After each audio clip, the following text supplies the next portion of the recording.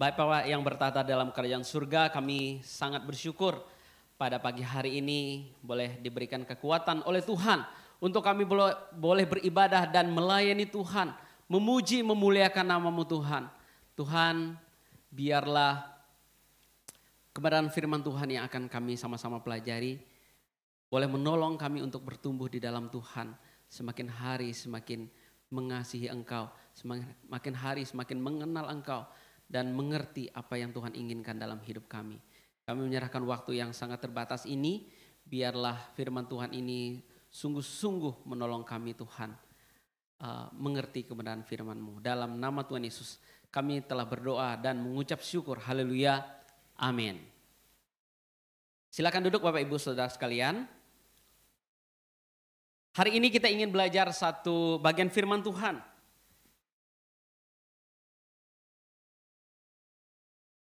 Dari Injil Yohanes pasal yang ke-18 ayat 12 sampai dengan ayat yang ke-27. Saya akan membacakan bagi kita semua ya, karena ini satu perikop ya. Saya ingin kita membaca bagian ini secara utuh supaya kita mendapatkan gambarannya ya. Yohanes pasal 18 ayat 12 sampai dengan ayat yang ke-27 berbunyi demikian. Yesus di hadapan Hanas, Petrus menyangkal Yesus. Maka pasukan prajurit itu serta perwiranya dan penjaga-penjaga yang disuruh orang Yahudi itu menangkap Yesus dan membelenggu dia. Lalu mereka membawanya mula-mula kepada Hanas, karena Hanas adalah mertua Kayafas yang pada tahun itu menjadi imam besar. Dan Kayafaslah yang telah menasihatkan orang-orang Yahudi adalah lebih berguna jika satu orang mati untuk seluruh bangsa. Simon Petrus dan seorang murid lain mengikuti Yesus. Murid itu mengenal imam besar dan ia masuk bersama-sama dengan Yesus ke halaman istana imam besar. Tetapi Petrus tinggal di luar dekat pintu. Maka murid lain tadi yang mengenal imam besar kembali keluar bercakap-cakap dengan perempuan penjaga pintu lalu membawa Petrus masuk. Maka kata hamba perempuan penjaga pintu kepada Petrus, bukankah engkau juga murid orang itu? Jawab Petrus, bukan. Sementara itu hamba-hamba dan penjaga-penjaga bait Allah telah memasang api arang sebab hawa dingin waktu itu dan mereka berdiri berdiam di situ. Juga Petrus berdiri berdiam bersama-sama dengan mereka. Maka mulailah imam besar menanyai Yesus tentang murid-muridnya dan tentang ajarannya. Jawab Yesus kepadanya, aku berbicara terus terang kepada dunia. Aku selalu mengajar di rumah-rumah ibadah dan di bait Allah. Tetapi tempat semua orang Yahudi berkumpul, aku tidak pernah berbicara sembunyi-sembunyi. Mengapakah engkau menanyai aku? Tanyailah mereka yang telah mendengar apa yang kukatakan kepada mereka. Sungguh mereka tahu apa yang telah kukatakan. Ketika ia mengatakan hal itu, seorang penjaga yang berdiri di situ menampar mukanya sambil berkata, begitukah jawabmu kepada imam besar? Jawab Yesus kepadanya, jikalau kataku itu salah, tunjukkanlah salahnya. Tetapi jikalau kataku benar, mengapakah engkau menampar aku? Maka Hanas mengirim dia terbelenggu kepada Kayafas imam besar itu. Simon Petrus masih berdiam, kata orang-orang di situ kepadanya, bukankah engkau juga seorang muridnya? Ia menyangkalnya, katanya, bukan. Kata seorang hamba imam besar, seorang keluarga dari hamba yang telinganya dipotong Petrus, bukankah engkau kulihat di taman itu bersama-sama dengan dia? Maka Petrus menyangkalnya pula. Dan ketika itu berkokoklah ayam. Ya, demikianlah jawab pembacaan firman Tuhan bagi kita pada pagi hari ini. Yang berbahagia adalah setiap orang yang bukan hanya membaca, merenungkan, tetapi menjadi pelaku daripada kebenaran firman Tuhan. Nah Bapak Ibu, hari ini tema kita adalah denied atau ditolak ya. Apapun bentuknya dan alasannya ditolak itu ya tidak enak ya. Tidak ada orang yang suka ditolak, benar? Ya, tidak ada orang yang suka ditolak. Tidak ada laki-laki yang senang cintanya ditolak oleh wanita. Tidak ada. Ketika dia menyatakan cintanya kepada wanita itu, pasti harapannya ingin diterima. Tidak ada orang yang berharap cintanya ditolak oleh orang yang ia sukai. Ya, tidak ada orang yang melamar pekerjaan yang senang lamarannya ditolak. Apalagi kalau udah jadi sarjana, ya, udah capek-capek kuliah bertahun-tahun, ya, dengan waktu yang sangat lama, dengan segala pengorbanannya. Ketika udah dapat ijazah mau melamar pekerjaannya, ya, ditolak. Nggak ada yang senang. Saya pernah satu ruang sama dengan HRD begitu ya. Banyak sekali lamaran yang masuk. Ya, jadi ada 2 HRD di situ, saya hamba Tuhan di situ waktu saya di Bandung. Lamaran banyak sekali, ya nggak mungkin juga diterima semuanya gitu ya. Tapi pasti ada kekecewaan ketika orang melamar satu pekerjaan dan lamarannya ditolak. Apalagi sarjana, waduh kurang apa lagi. Sudah berusaha sekeras mungkin, tapi tetap ditolak. Ya, dari Sumatera Barat ini ada sebuah cerita legenda atau dongeng yang sangat terkenal. Apa itu? Malin Kundang, ya. Kita semua apalagi jemaat di sini pasti sangat hafal dengan cerita ini. Dari dulu waktu SD sudah diceritakan, ya, cerita Malin Kundang. Seorang anak durhaka yang tidak mengenal ibunya sendiri, ya. Ketika dia udah jadi sukses, ketika dia jadi orang hebat, dia pura-pura tidak mengenal ibunya sendiri. Karena marah ditolak sebagai ibu, ibunya mengutuk anaknya sehinggalah jadi batu Malin Kundang. Begitu ceritanya. Waktu saya datang di situ, pas banjir, mana batu Malin Kundang kebanjiran. Ya, jadi kata pengelola di situ, ya dulu ini nggak dipagar, maksudnya nggak dibeton begini, sekarang jadi dibeton. Kalau airnya lagi banyak, ya penuh begitu ya, ketutup. Tapi kalau air surut, dia nggak ikut surut begitu. Nah saudara, nggak enak namanya ditolak. Nggak ada orang yang suka namanya ditolak.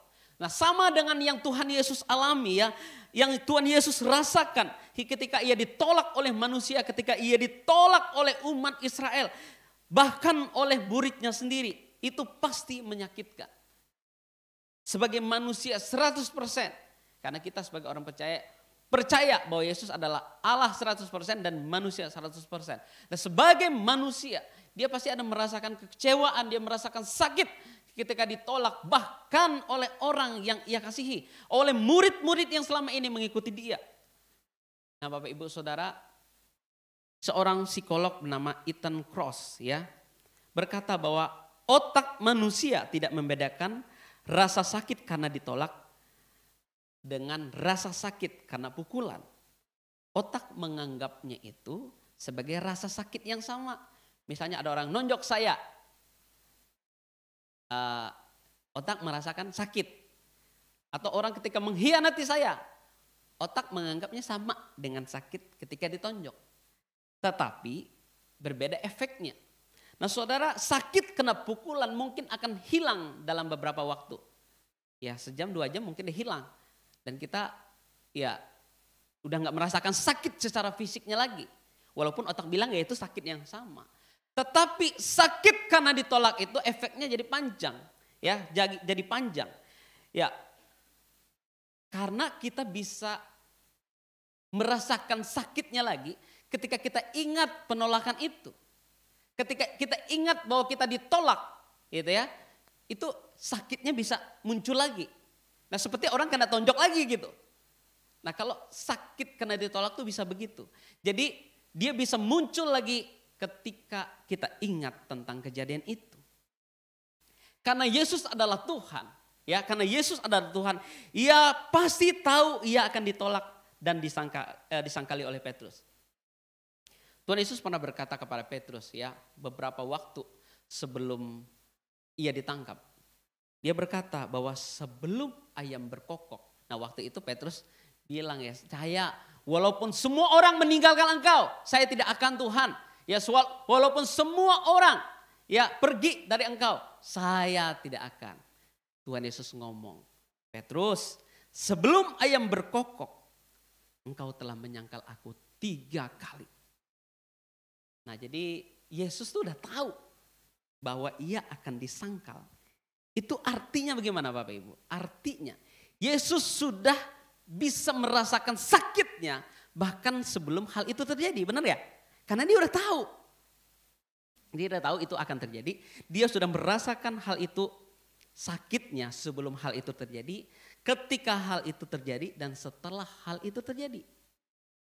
Karena dia Tuhan, dia tahu sebelum hal itu terjadi. Nah, sekarang kita kembali ke perikop kita. Dikisahkan di sana Bapak Ibu Saudara, Tuhan Yesus ditangkap oleh imam-imam dan orang Yahudi. Momen yang sudah lama mereka tunggu-tunggu ingin menangkap Yesus. Sudah banyak kesempatan mereka ingin menangkap Yesus begitu ya. Tetapi lolos aja. Yesus bisa lolos ya.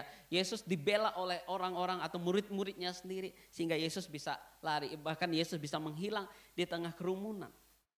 Momen itu mereka sudah tunggu sangat lama.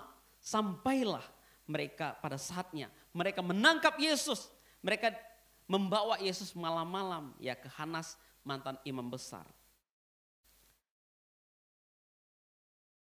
Di tengah cerita itu, di tengah Yesus ditangkap, dibelenggu oleh orang-orang Yahudi, tersisip cerita tentang penyangkalan Petrus. Nah, kita tidak akan terlalu fokus pada kisah ini, walaupun tema kita hari ini denial ya, denied. Bukan hanya Petrus masalahnya yang menolak, tetapi banyak orang, bahkan oleh orang Israel sendiri ya. Kita tidak akan terlalu fokus kepada cerita penolakan Petrus. Karena tokoh utamanya bukan Petrus, melainkan Tuhan Yesus. Hanya saya ingin membahas sedikit tentang Petrus ini dari sudut pandang yang lain. Supaya kita melihat Petrus secara proporsional gitu ya.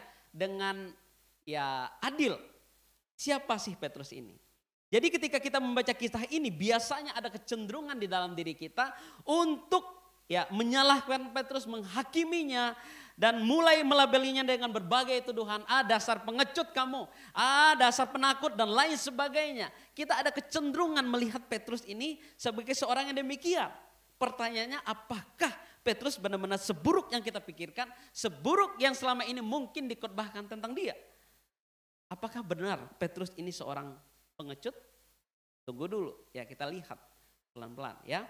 Harus diakui memang Bapak Ibu, Petrus melakukan sebuah kesalahan karena menyangkal Tuhan Yesus. Tapi tidak benar kalau hanya karena kejadian itu kita melabelinya dengan begitu buruk ya. Wah, bahwa dia adalah seorang pengecut, dia ini seorang yang penakut. Kita tahu persis Bapak Ibu Saudara dari kisah-kisah sebelumnya, bahwa Petrus adalah seorang murid yang paling dekat dengan Yesus. Murid kepercayaan Tuhan Yesus. Petrus juga dikenal sebagai murid yang paling berani, ceplas-ceplos dan agak nekat. Jadi satu kali Yesus bilang, Petrus jalan ke sini di atas air. Dia jalan tuh, nekat dia. Gak ada yang seberani Petrus ini. Dia berani tuh, jalan aja, nekat ya. Dan dari ayat yang kita baca ini, Petrus menjadi satu-satunya dari ke-12 murid Yesus yang berani ngikut Tuhan Yesus sampai kepada istana imam besar ya. Ketika ia mulai dihakimi di sana. Dari ke-12 orang, hanya Petrus yang berani ngikut.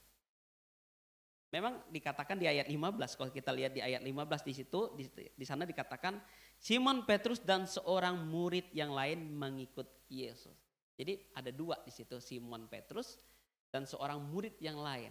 Nah, di dalam beberapa penafsiran tuh mengatakan itu mungkin Yohanes. Tapi banyak penafsiran lain mengatakan bahwa itu bukan Yohanes, salah satu dari murid Yesus, tetapi murid yang lain. Karena Yesus kan bukan hanya 12 saja muridnya. Ada 12, ada 70 murid. Ya, kalau kita baca itu ada banyak lagi orang yang ikut dia. Ya, yang dekat itu ya 12 orang. Nah, di sini dikatakan ada seorang murid yang lain. Saya lebih percaya ini murid yang lain yang bukan dari 12 orang itu. Nah, ketika 11 murid yang lain dan ratusan atau ribuan orang yang selama ini mengikut Yesus, mendengarkan ajarannya, bahkan menerima ya mujizat kesembuhannya, tidak ada satupun yang berani ngikut Yesus ya sampai di depan istana imam itu.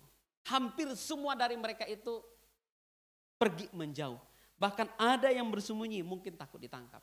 Wah, kalau kita dekat-dekat mungkin kita akan ditangkap juga. Akhirnya mereka tidak ada yang dekat, pergi semuanya. Jadi butuh nyali, ya. Butuh nyali yang besar untuk melakukan seperti apa yang Petrus lakukan. Jadi kita mulai lihat sedikit. Ini Petrus nih penakut atau pemberani nih?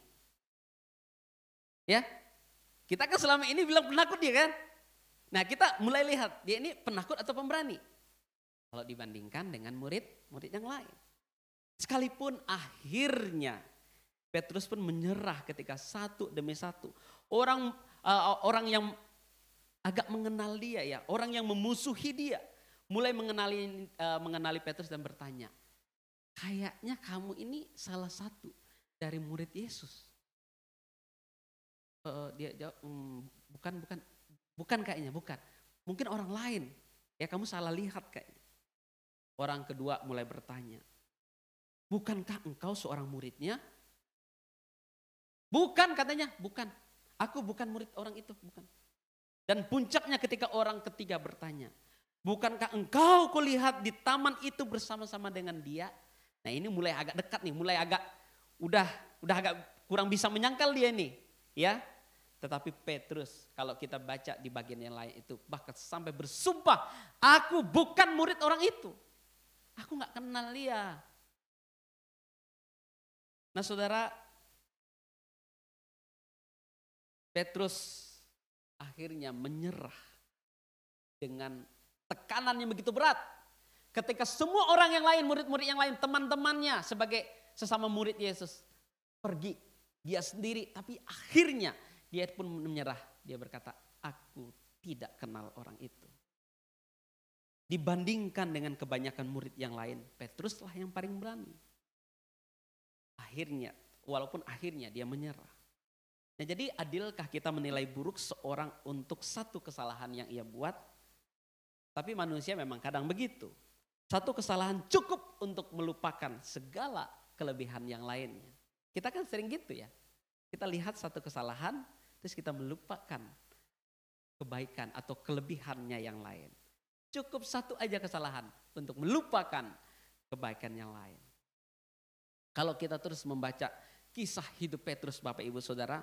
Dia adalah murid Yesus yang pertama yang berani berkhotbah di depan ribuan orang. Dan ada 3.000 orang sekali bertobat.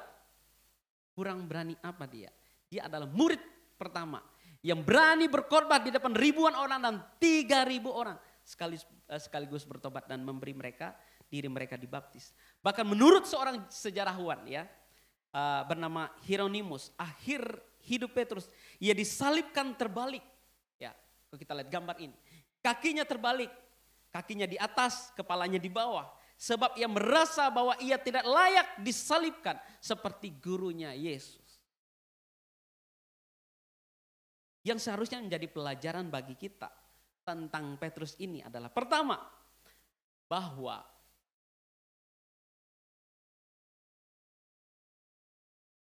seorang sehebat Petrus saja bisa jatuh dan menyangkali Tuhan Yesus. Bagaimana dengan kita? Ya, bagaimana dengan kita secara pribadi yang baca Alkitab aja mungkin kita malas ya. Doa malas ya. Ibadah hari Minggu ngantuk, datang ke cross juga enggak. Yakinkah kita ketika ada tantangan datang, kita kuat dan berkata, aku murid Yesus. Yakin? Nah jadi kita harus membandingkan ketika kita ingin menyampaikan Petrus bahwa dia ada seorang pengecut. Kita gimana nih? Apakah kita lebih kuat dari Petrus ketika ada beban itu datang? Yang kedua yang bisa kita pelajari dari Petrus adalah jangan lupa setelah kejadian itu. Petrus langsung sadar. Ia menyadari bahwa ia salah. Ia menyesal dan ia bangkit lagi. Dan ia bertobat. Itulah kunci dari si Petrus. Dia memang gagal, dia jatuh. Ya, dia menyangkali Yesus. Dia pada momen tertentu takut. Dan gak kuat lagi, aku gak kenal Yesus. Tapi dia begitu cepat sadar. Aku nih salah. Aku harus bertobat. Dia menyesali segala kesalahannya. Beda dengan murid yang lain. Yang satunya lagi. Yang bernama Yudas. Dia Dia sih ngerasa salah juga, tapi dia akhirnya bukan bertobat, gantung diri. Nah saudara, kita kembali ke tokoh utama, Tuhan Yesus Kristus. Ia adalah Allah semesta alam, Raja di atas segala raja, Tuhan di atas segala Tuhan.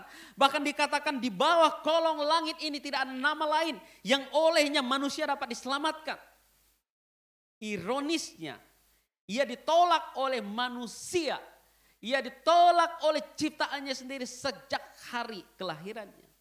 Kalau kita lihat Bapak Ibu Saudara,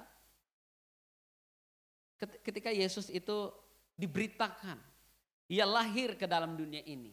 Seorang raja bernama Herodes. Dia ini adalah raja bonekanya orang Yahudi ya.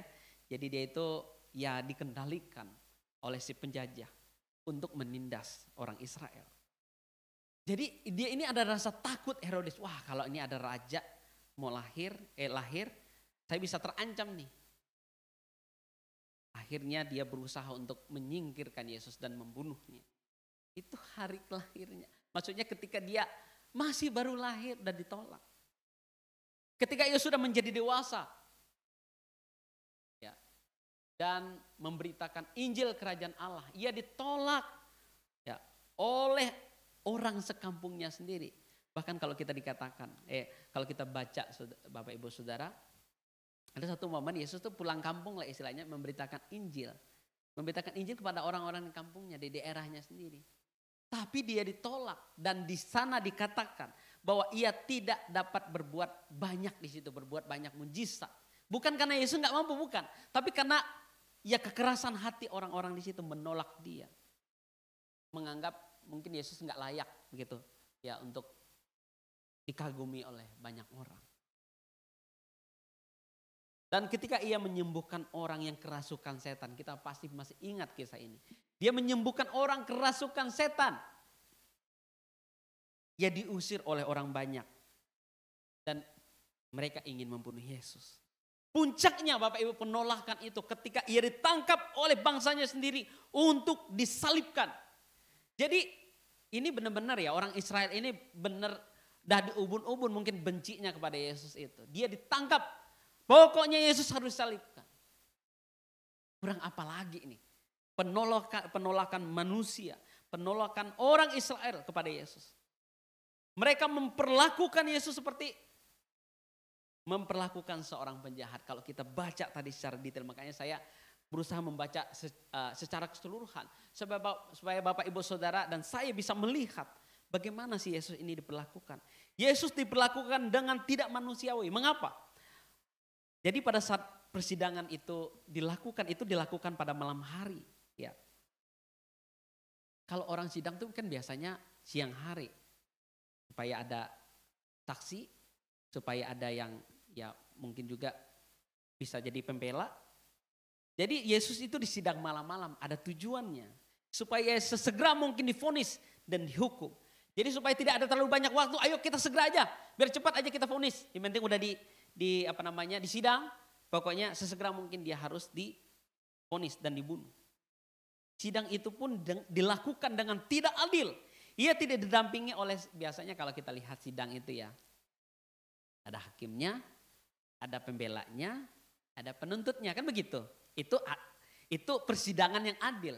Orang yang mau dihukum sekalipun, dia harus ada pembelanya untuk melihat sisi-sisi yang mungkin tidak dilihat oleh si penuntut. Yesus enggak gitu pada waktu jadi sidang. Hanya ada penuntut dengan si hakim. Hakim pun bagian dari si penuntut itu, imam besar. Ya sama-sama aja. Jadi istilahnya Yesus ini udah ditetapkan sebenarnya untuk dihukum. Jadi bukan untuk diadili. Di ayat 12 dikatakan ya. Mereka menangkapnya dan membelenggu dia. Yesus ditangkap dan dibelenggu. Sesuatu yang sebenarnya tidak pantas dilakukan kepada Yesus. Kenapa? Karena dia bukan penjahat. Karena dia bukan orang yang mungkin membunuh orang, yang merampok orang, enggak. Dia enggak pantas diperlakukan begitu. Seandainya pun ia ditangkap. Yang ke ayat 22 dikatakan, ketika ia mengatakan hal itu, jadi dia itu beradu jawab dengan imam besar. seorang penjaga ya, seorang penjaga itu menampar mukanya. Begitukah kamu bicara dengan imam besar? Wah, benar-benar nggak ada harga diri nih Yesus di situ. Ya, jadi dia udah diikat, udah dibelenggu, ditampar lagi mukanya. Gitukah kamu ngomong dengan imam besar? Yesus diperlakukan dengan tidak semestinya. Karena dia bukan penjahat. Seandainya pun dia dianggap menyesatkan orang, dia tidak pantas mendapatkan perlakuan demikian. Tapi Yesus mendapatkan perlakuan itu. Dan dalam masa-masa yang berat seperti itu. Dalam masa yang penuh dengan tekanan itu. Sebagai manusia, Yesus membutuhkan support. Ya, dan penguatan dari orang-orang terdekatnya yang selama ini bersama-sama dengan dia. Namun yang terjadi apa? Mereka justru lari entah kemana dan meninggalkannya seorang diri. Hanya ada Petrus di sana. Itu pun dia akhirnya nyerah. Gak kuat dia. Tekanan begitu berat. Dia gak kuat, dia nyerah juga, angkat tangan, aku gak kuat Tuhan. Lebih baik aku nyangkal aja. Yang lain udah jauh. Ya, dari beberapa waktu udah ninggalin Yesus. Petrus akhirnya nyerah juga. Ya, Petrus tidak menunjukkan sifat pemberani dan spontan yang selama ini sering ia tunjukkan. Ia tidak berdaya dengan pertanyaan seorang wanita penjaga, kamu kan bukannya satu dari murid Yesus. Dia kalah dengan pertanyaan itu. Nah saudara, kadang memang kita bisa begitu ya, ketika orang itu terkenal hebat, wah kita bisa bangga dengan bisa mengenal orang itu. Jadi ketika Yesus itu masih membuat mujizat keliling dan lain sebagainya, saya yakin murid-murid itu sangat bangga menjadi murid Yesus. Kalau ditanya, kamu murid Yesus kan? Iya, saya muridnya ini, saya muridnya. Saya ini salah satu dari muridnya ini. Karena Yesus dalam posisi lagi disanjung. Ketika Yesus dalam posisi ini, wah orang mulai meninggalkan dia. Aku nggak kenal dia. Saya jadi teringat dengan Sambo ya, seorang panglima kepolisian. Saya sangat yakin ketika dia dulu masih berprestasi menjadi seorang panglima seorang jenderal begitu ya, pasti orang bangga dengan dia. Saya kenal dengan Pak Sambo ini, bisa foto bersama mungkin sangat bangga. Tapi kalau sekarang, kamu kenal Sambo enggak? Kamu temannya dia kan? Wah, kayaknya orang mulai enggak, saya agak kenal dikit tapi enggak tahu kenal. Pasti begitu. Berusaha untuk hal-hal demikian. Nah saudara, singkat cerita, Yesus ditolak oleh seisi dunia ini. Bahkan kalau kita melihat penggambarannya di atas kayu salib, ia ditinggalkan dalam tanda kutip oleh Bapaknya sendiri. Allah Bapa itu seperti memalingkan mukanya kepada Yesus. Oleh itu Yesus berteriak, Eli, Eli lama sabaktani. Allahku, Allahku, mengapa engkau meninggalkan aku? Nah saudara, sebuah keadaan yang sangat-sangat mengerikan, sangat menakutkan dan sangat menyakitkan. Yang terjadi pada terjadi pada Tuhan Yesus. Nah jadi Bapak Ibu Saudara, kita bisa belajar apa dari bagian ini? Ia ditolak oleh seisi dunia ini. Allah Bapa seolah memalingkan wajahnya terhadap anaknya Yesus Kristus. Nah jadi apa yang bisa kita pelajari dari kisah ini? Yang pertama itu adalah tidak galak meski ditolak. Ya saya sengaja menggunakan kata ini ya. Tidak galak. Mungkin kurang formal tapi kita bisa memahami bagian ini. Yesus tidak menjadi galak, tidak menjadi marah, tidak menjadi murka kepada semua orang yang membencinya termasuk kepada Petrus yang secara terang-terangan menolak dia. Dia tidak serta-merta menjadi marah kepada mereka. Karakternya yang rendah hati tidak berubah ketika ada tekanan datang. Dia tetap mengasihi, ya, dia tetap mengampuni mereka. Dia tahu hal itu akan terjadi dan menyakitkan dirinya. Nah saudara, apa yang ditunjukkan oleh Tuhan Yesus ini adalah supaya menjadi contoh bagi kita sebagai murid-muridnya, bahwa sekalipun tekanan itu datang, tidak merubah karakter kita. Kalau kita adalah murid Kristus, istilahnya dipaksa untuk mengampuni orang yang menyakiti kita, ya kita tetap begitu. Yesus nggak jadi pemarah, dia tidak murka kepada orang-orang itu, tapi dia tetap mengampuni mereka. Dia memberi contoh dan teladan kepada kita bahwa kasih tetap yang terbesar. Sesuatu yang tidak mudah untuk dilakukan, tapi harus kita lakukan. Bagian yang kedua yang bisa kita pelajari. Mengasihi meski dikhianati. Nah saudara, Bapak Ibu Saudara, Tuhan Yesus tidak lantas memusuhi orang yang menikam dia. Dia tidak memberikan pisau kepada orang yang memberikan pisau padanya. Tapi dia memberikan kasih. Saya lambangkan dengan bunga. Dia memberikan bunga kepada orang yang menusuk dia. Nah saudara, dia dikhianati. Dia dimusuhi. Bahkan oleh muridnya sendiri ia ditolak. Tapi ia mengenal Petrus itu siapa ya. Petrus itu adalah orang yang pemberani. Tetapi dia ini cepat bimbang. Tuhan melihat hati Petrus ketika ia menyesali perbuatannya. Tuhan menerima dia. Tuhan bahkan memberikan kepercayaan lebih kepada Petrus dibandingkan kepada murid-murid yang lain. Setelah Tuhan Yesus naik ke surga, Petrus dipercaya untuk menjadi pemimpin bagi murid-murid yang lain. Kalau kita baca di sini ya. Jadi kasih Kristuslah yang memampukan untuk mengasihi meski terluka. Bapak Ibu Saudara, di dalam Matius pasal 16 ayat 17 sampai 19 dikatakan, Tuhan Yesus berkata dan berjanji kepada Petrus, engkau adalah Petrus dan di atas batu karang ini aku akan mendirikan jemaatku, kepadamu akan kuberikan kunci kerajaan surga. Tuhan Yesus memberikan kepercayaan yang besar kepada Petrus sekalipun dia dulu pernah menyangkali Yesus. Karena Tuhan Yesus mengasihi Petrus. Dia tidak ingin Petrus terhilang. Petrus tidak dibuang, ya, bahkan diberikan kepercayaan lebih. Tuhan juga tidak membenci orang yang merencanakan pembunuhannya. Di atas kayu salib, ya, Tuhan Yesus sempat berkata, ya Bapa, ampunilah mereka, sebab mereka tidak tahu apa yang mereka perbuat. Jadi apakah kita masih berpikir bahwa Tuhan itu kejam? Tuhan memang kejam dalam urusan dosa. Dia benci sekali dengan dosa.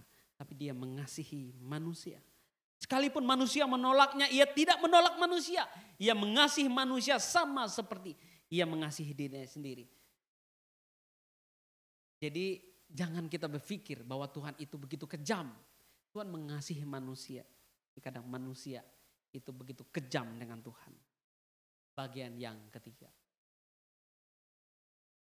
Yang kita bisa pelajari dalam bagian ini adalah cepat bertobat selagi sempat.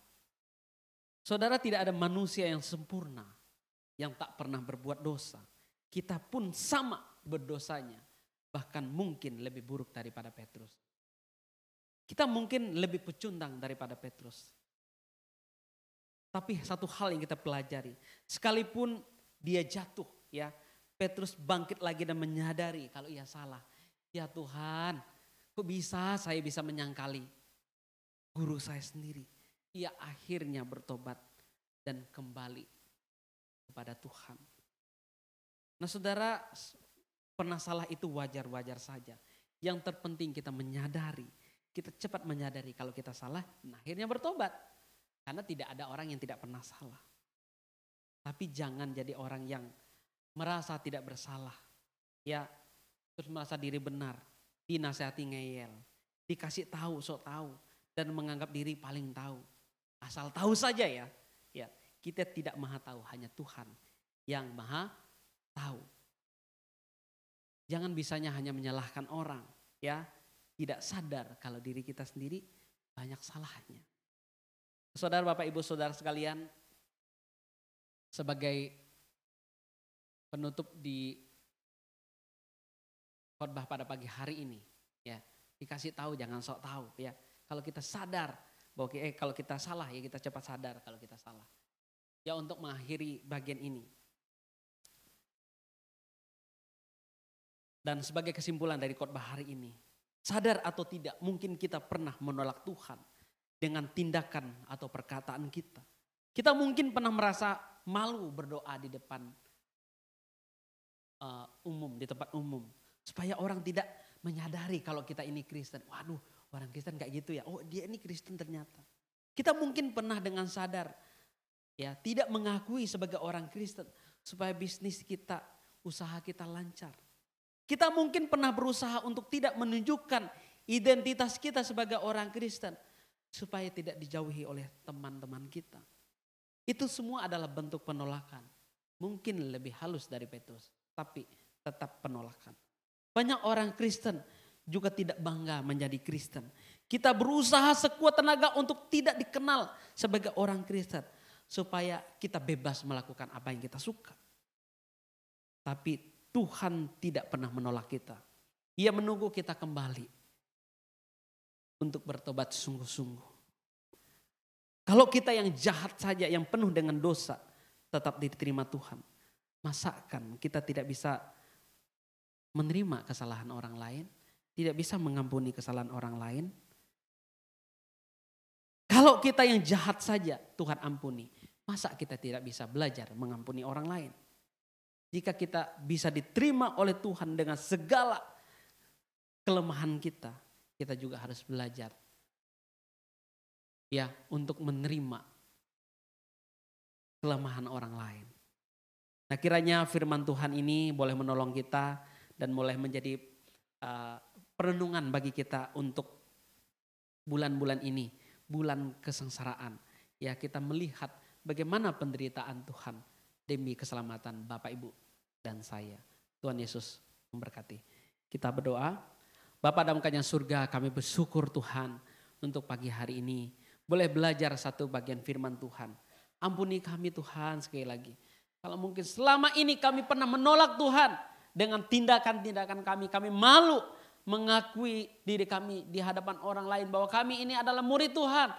Dan kami berusaha menutup identitas kami supaya kami bisa melakukan segala hal yang kami mau. Yang mungkin juga menyakiti hati Tuhan. Tuhan, ampuni kami. Dan biarlah melalui firman Tuhan ini kami belajar bahwa Tuhan mengasihi kami. Tuhan tidak pernah menolak kami. Tuhan menunggu kami kembali. Terima kasih Tuhan. Kami bersyukur untuk firman Tuhan hari ini. Biarlah menjadi perenungan kami sepanjang minggu ini, sepanjang bulan ini. Bahwa Engkau sudah menyelamatkan kami. Terima kasih Tuhan. Di dalam nama Tuhan Yesus yang adalah Tuhan dan Juru Selamat kami hidup. Kami telah berdoa dan mengucap syukur. Amin. Tuhan Yesus memberkati.